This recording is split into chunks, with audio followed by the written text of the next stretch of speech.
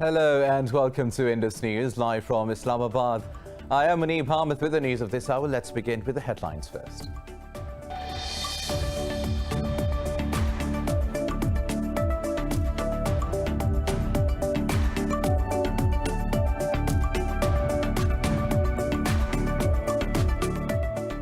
The United States has warned that a civil war in Afghanistan might be a possible scenario after U.S. withdrawal. In an interview with CNN, Secretary of State Antony Blinken said, even after pullout, the U.S. is not disengaging from Afghanistan.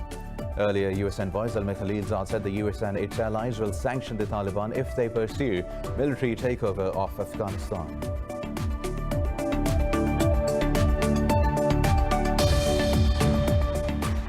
India has yet again registered the world's highest cases as its record deaths in a day. The country has logged more than 360,000 infections and over 3,200 deaths overnight. Meanwhile, Pakistan has reported record 201 COVID-19 deaths and more than 5,200 infections overnight. Globally, the virus has claimed more than 3.1 million lives and infected over 148 million people.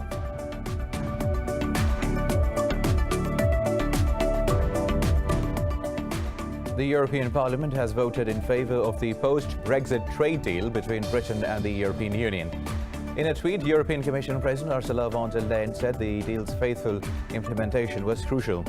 Meanwhile, Council's President Charles Michel said the deal opens a new era and marks a major step forward in EU-UK relations.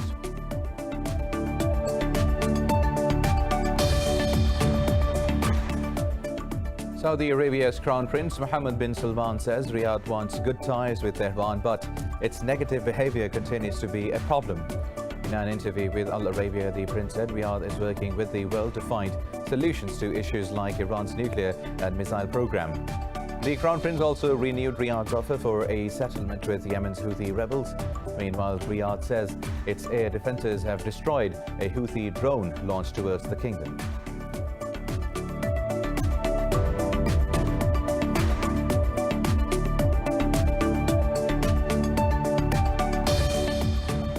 And in tennis, Croatia's Marin Cilic and Spain's Albert Ramos Vinolas have cruised into the second round of the Estoril Open.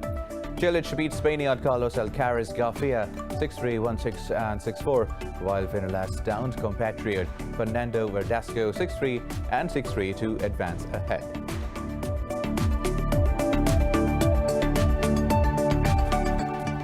And these were the top stories. News in detail after a short break. Stay with us.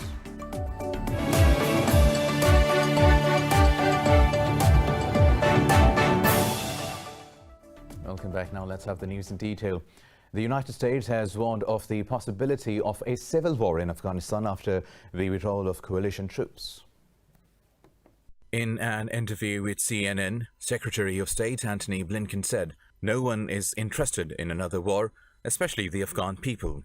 Blinken added, the United States will continue to be deeply engaged in supporting Afghanistan. He said the Biden administration is planning for every scenario that could arise from the move, including a Taliban takeover. Earlier, U.S. Envoy Zalmay Khalilzad said Washington and its allies will impose sanctions on the Taliban if they pursue a military takeover of Afghanistan. During a Senate hearing, Khalilzad said Washington will hold the Taliban accountable for their commitment to preventing terrorists from using Afghan soil against the United States. He added, the choice that the Afghans face is between a negotiated political settlement and a long war. Khalilzad said the United States is helping Kabul find replacements for departing American contractors. Meanwhile, U.S. senators said they are concerned that Biden is rushing a U.S. withdrawal. It comes after Washington ordered non-essential staff to leave its Kabul embassy, citing increased threats.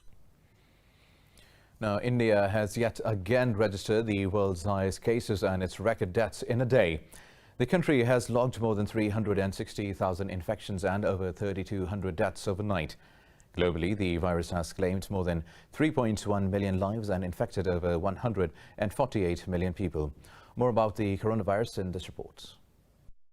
For over a year now, the pandemic has ruptured the social and economic fabric of the society. Asian Development Bank has warned that the region's expected solid economic rebound this year could be risked by new outbreaks and delays in vaccine rollout. The bank has provided India $1.5 billion to deal with its crisis. Meanwhile, despite the ravaging number of infections, devotees in India gathered at temples to mark the birth anniversary of the Hindu monkey god. We're asking devotees to adhere to the social distancing norms. The coronavirus is spreading very fast in the city, and it is our duty to keep people safe.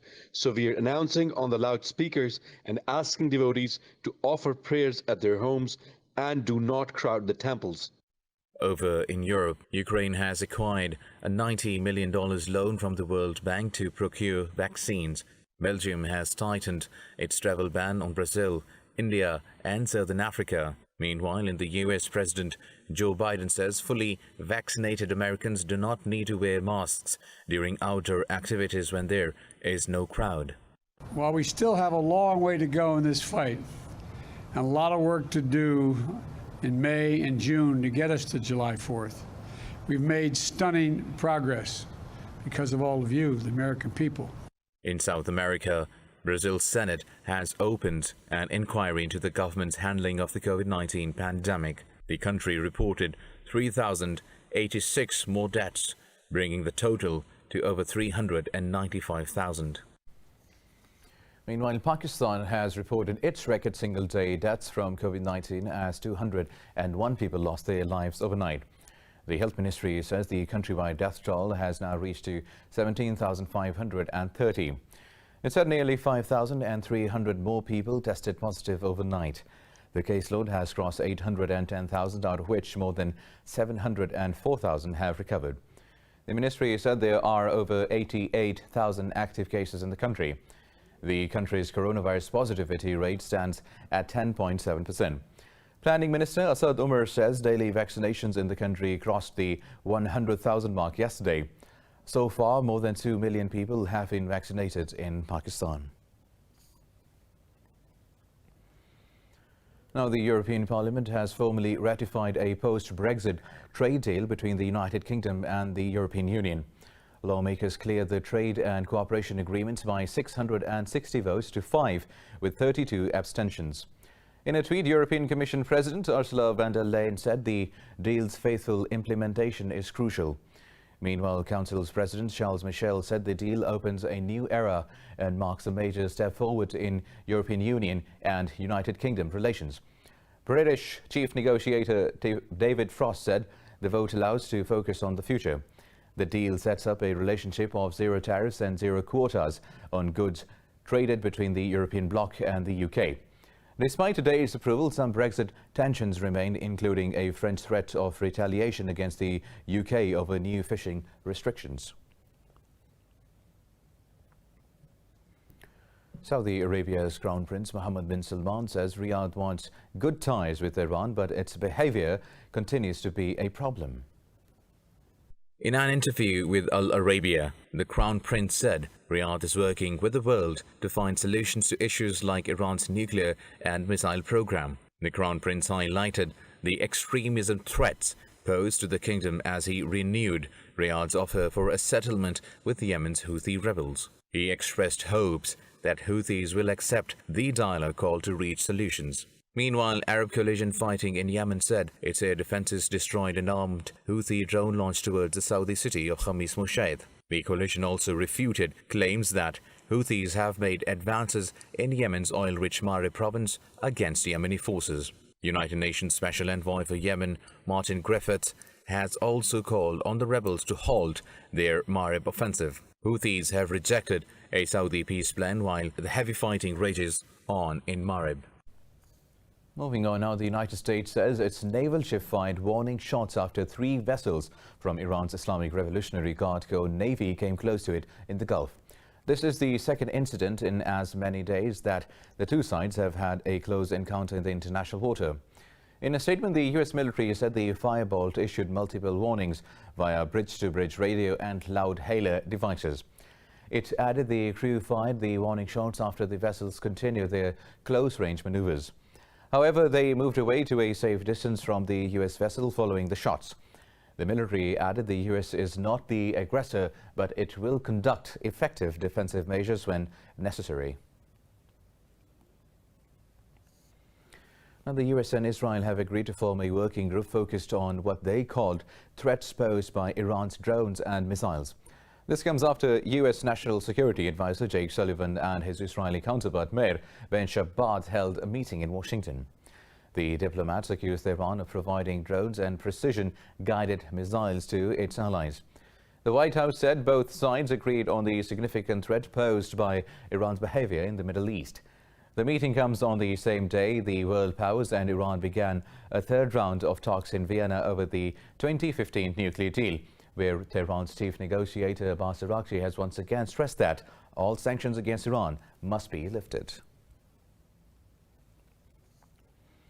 Now, a bipartisan group of the US senators has urged the Biden administration to slap more sanctions on the military junta in Myanmar.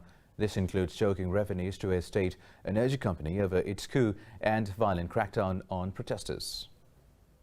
In a letter, the senators call for exploring new avenues to support the people of Burma in their struggle for democracy. Meanwhile, the National Unity Government has told ASEAN it will not engage in talks until the junta releases all political prisoners. In a statement, NUG said the bloc should be engaging with it as the legitimate representative of the people. Earlier, the United Nations asked the junta chief to honor commitments made at the ASEAN summit in Jakarta. In an open letter, Special Rapporteur to Myanmar Tom Andrews called for an immediate cessation of violence. Activists say security forces have killed over 750 people since the military coup on 1st of February.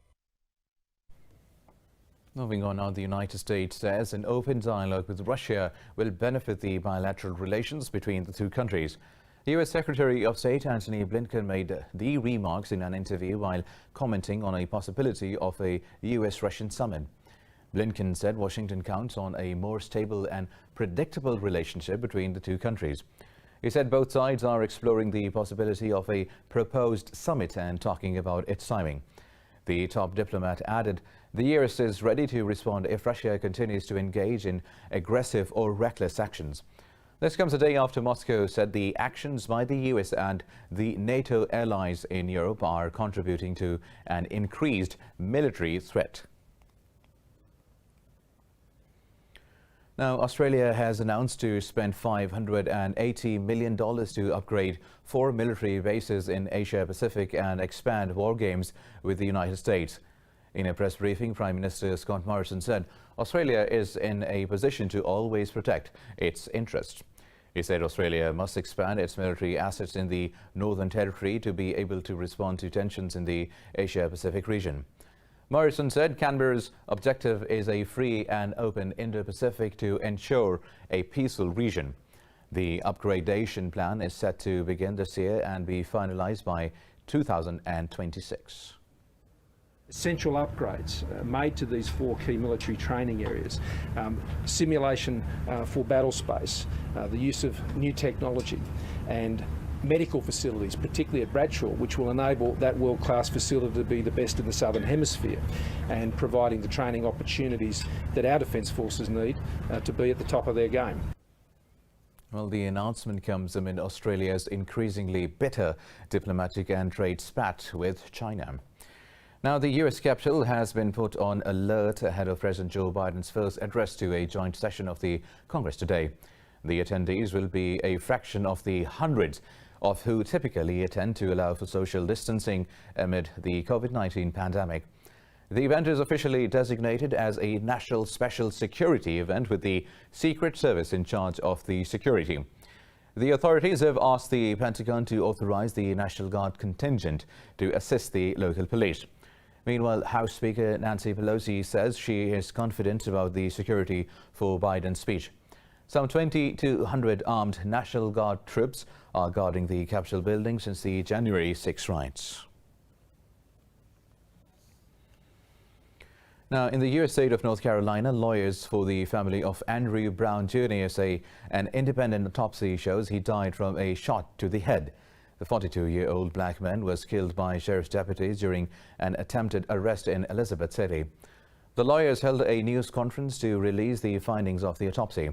They said the victim was struck with multiple bullets in the arm before the fatally shot to his head. The lawyers added Andrew was innocent and termed the police killing an act of unjustified shooting.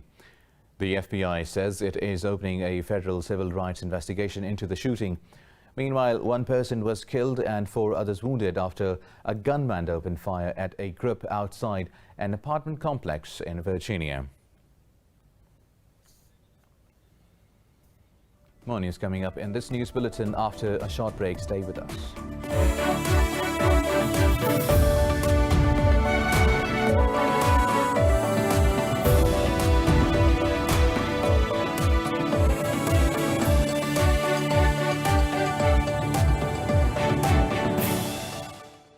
Welcome back. Now, Libya's 5+5 Joint Military Commission has stressed the departure of foreign mercenaries from the country.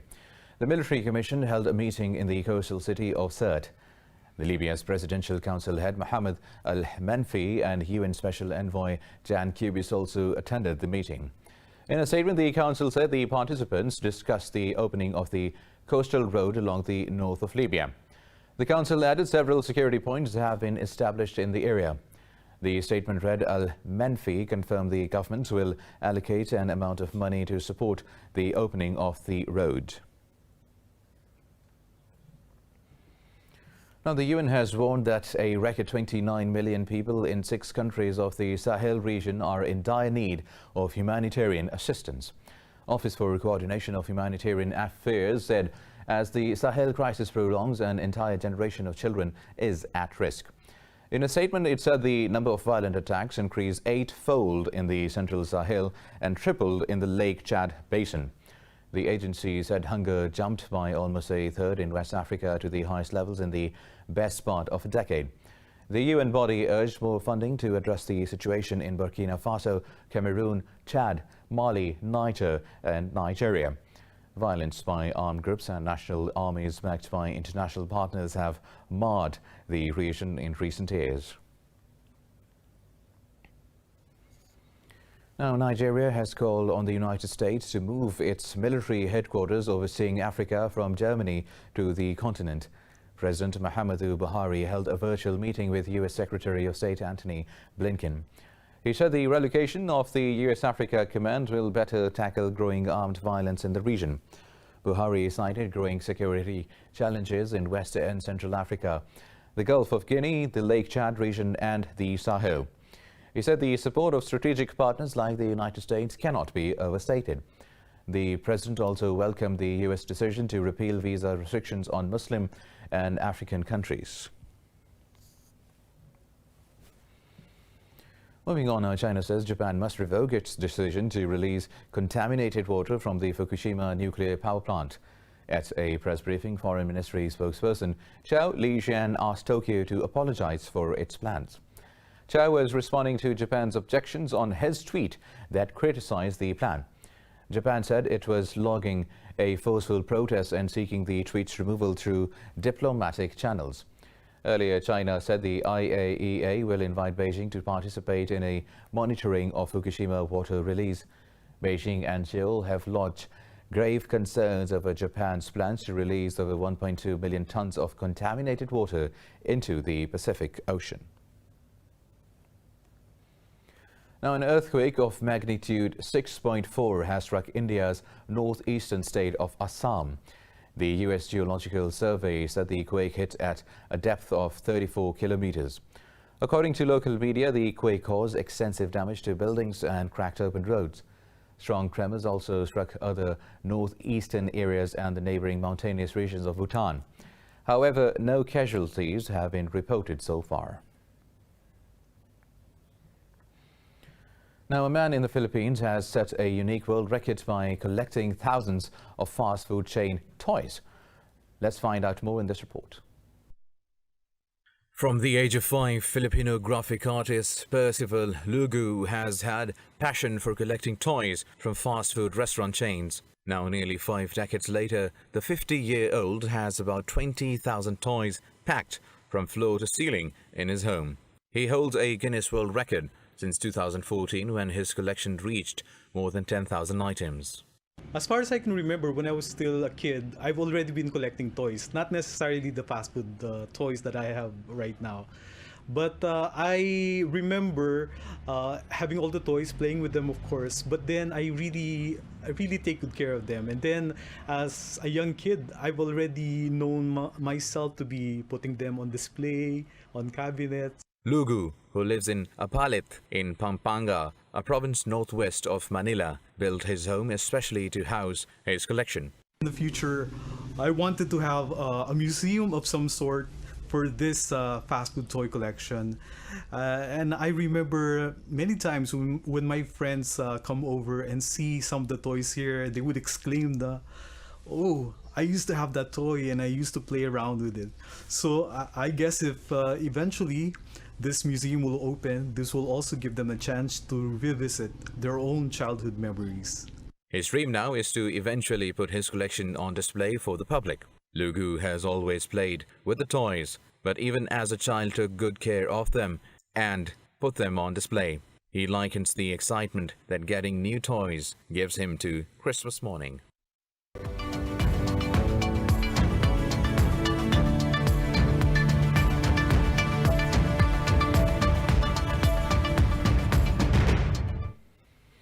European shares are trading mixed as global markets await comments from the US Federal Reserve, but strong results from Deutsche Bank and Lloyds Banking Group boosted earnings optimism. London FTSE, Frankfurt DAX and the CAC 40 in Paris all gained marginally. However, Italy's FTSE MIB and the Pan-European Stock 600 slipped fractionally. Earlier Asian stocks traded mixed with the Australian, Japanese and Hong Kong stocks edging up.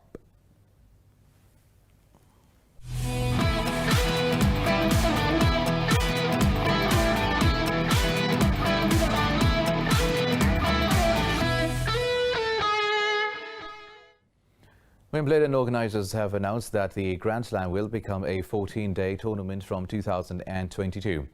The All England Lawn Tennis Club says the tournament will abandon its traditional rest day on the middle Sunday. Organisers say thanks to improved grass court technology, they do not need a break to look after the court. They are hoping the government increases its 25% capacity limit for fans this year. Ticket prices will stay at 2020 levels, while prize money is yet to be decided. The tournament was cancelled last year because of the coronavirus pandemic, but is now scheduled for June 28th. Now in football, Karim Benzema's goal has earned Real Madrid a 1-1 draw against Chelsea in the first leg of their Champions League semi-final. The crucial away goal puts Chelsea in a promising position after the contest at the Alfredo Di Stefano Stadium. Striker Christian Pulisic fired Chelsea ahead in the 14th minute, steering home a clever finish. 13 times European Cup winner Real looked raged and short of ideas. However, they pulled level in the 29th minute when Benzema controlled a knockdown before volleying into the roof of the net. The two sides will now clash in the second leg on May 5th at Stamford Bridge, London. Now in the National Basketball Association, the Dallas Mavericks have pounded the Golden State Warriors 133-103 to earn their fourth win in the last 5 games. Luka Doncic outscored Stephen Curry for the first time in 5 career head-to-heads. Doncic finished with a game-high 39 points, followed by 5 others, scoring in double figures for the Mavericks. Curry scored a team-high 27 points for the Warriors. Meanwhile, Brooklyn Nets defeated Toronto Raptors 116-103 to clinch a playoff spot in the Eastern Conference. Jeff Green scored 22 points for the Nets, while Kevin Durant contributed 17 points and 10 rebounds. In other contests, Milwaukee Bucks downed Charlotte Hornets 114-104. Meanwhile, Oklahoma City Thunder edged Boston Celtics 119-115 points. With that, we come to the end of this news bulletin. For the latest updates, you can follow us on social media at indus.news. Take care.